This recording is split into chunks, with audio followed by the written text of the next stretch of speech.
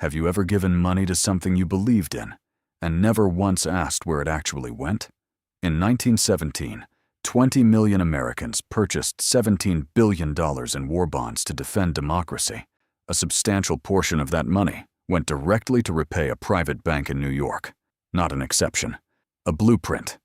Every great war in history was financed before the first shot was fired. The side with better credit didn't always win, but the side that won always had better credit. The question isn't who pulled the trigger, it's who signed the loan. You are watching a man accept a medal. Washington, D.C., 1935. His name is Smedley Butler, Major General, United States Marine Corps. 2 Congressional Medals of Honor, the most decorated Marine in American history. He's not celebrating, he's confessing. This is money memory, where money, power, and history collide. And nothing is ever as simple as it looks. War is not a failure of diplomacy. War is the most profitable transaction ever engineered, not despite the destruction, because of it. The First World War was the proof of concept, executed with precision, paid for by millions, collected by a few, and the mechanism has never been dismantled. And if this sounds distant, it isn't. In 2023, the United States spent $858 billion on defense, more than the next 10 countries combined. The firms writing those contracts sit on the boards of the banks financing them. Smedley Butler described this structure in 1935. It is still running. Here is where it started. 1914.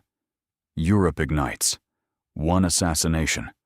4 alliance systems. 6 weeks later, the continent is at war. 8 million soldiers will die before it ends. But within days of the opening declarations, a different calculation is already underway. 3,000 miles away. In New York. J.P. Morgan and Company has identified what this war could mean for American banking. The framing, recorded in Morgan's internal correspondence, was direct. This was a tremendous opportunity for America. President Wilson declares neutrality. Morgan begins lending. First to France, then to Britain. In January 1915, the British government formally designated J.P. Morgan and Company as its sole purchasing agent in the United States. Every artillery shell, every barrel of grain, every yard of uniform cloth, cleared through one firm. By September 1915, Morgan had arranged the largest single private loan in history at that point, $500 million to Britain and France combined. By early 1917, total Allied debt to American banks had reached over $2 billion, more than double the entire annual federal budget of the United States. What started as opportunity had become something structurally different. This is the first mechanism: sovereign capture through private credit. When you lend enough to a government, something shifts. The borrower's survival becomes your survival. You are no longer a creditor. You are a hostage to the outcome. By 1916, Germany was pushing forward on the Western Front. The calculus was brutal. If the Allies collapsed, every loan Morgan had written would default. $2 billion. Gone. Historian Niall Ferguson later observed that by early 1917, Morgan was so exposed to Britain that the firm itself needed the Allies to survive, not the other way around. Private credit had manufactured a private interest in the outcome of a public war. Not honor, not democracy, arithmetic. But that was only the first layer. This is the second mechanism, the conversion of private risk into public debt. April 6, 1917. The United States declares war. Congress passes the Liberty Loan Acts. 4 bond drives, celebrity endorsements, patriotic rallies across 11,000 billboards. By the armistice in November 1918, 20 million Americans had purchased $17 billion in Liberty bonds. Where did that money go? A substantial portion went directly to Britain and France as government loans. And what did Britain and France do with it? They repaid Morgan. And while the money moved, something else moved too. Britain and France had paid for 4 years of war in American steel, grain, and ammunition. They paid in gold, in bonds, in future concessions. The financial center of the world migrated from London to New York, not through military conquest, but through contracts. But here's the problem. This is the part that did not appear in the victory parades. The peace treaty signed at Versailles in June 1919 imposed reparations on Germany that leading economists immediately described as impossible to meet. John Maynard Keynes resigned from the British delegation in protest. He called it extraction, dressed as justice. By 1921, Germany's reparation bill stood at 132 billion gold marks. By 1923, the mark had collapsed. $1 US was worth 4 trillion marks.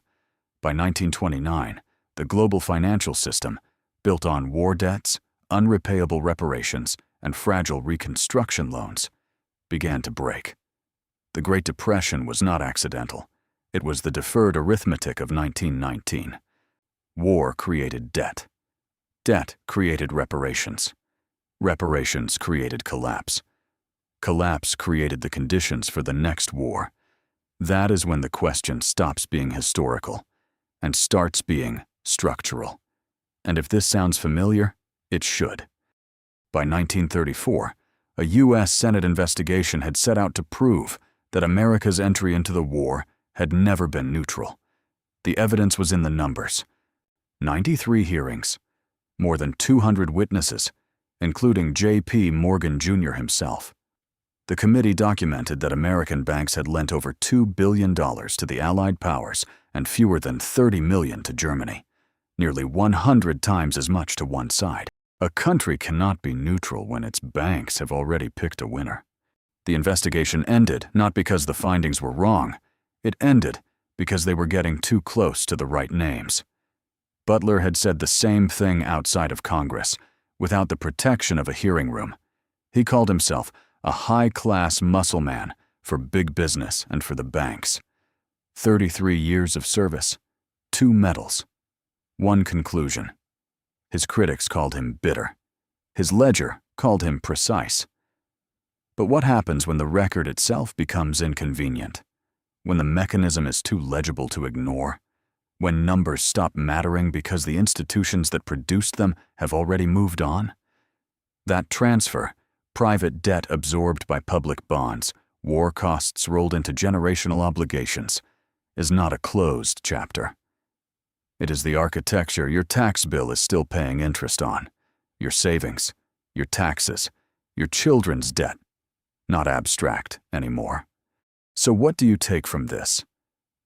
Debt migrates, from private banks to foreign governments, from governments to citizens.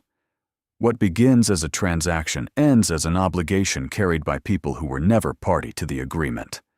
That is not a malfunction. It is the design. The most consequential decisions in any war are made before the first shot. In the loan agreements, the balance sheet comes before the ideology. Always. $17 billion borrowed from 20 million Americans, built on $2 billion lent privately by a single firm, arranged to rescue a portfolio, not a civilization. That is not history. That is a template still in use. Money memory, so the past stops surprising you.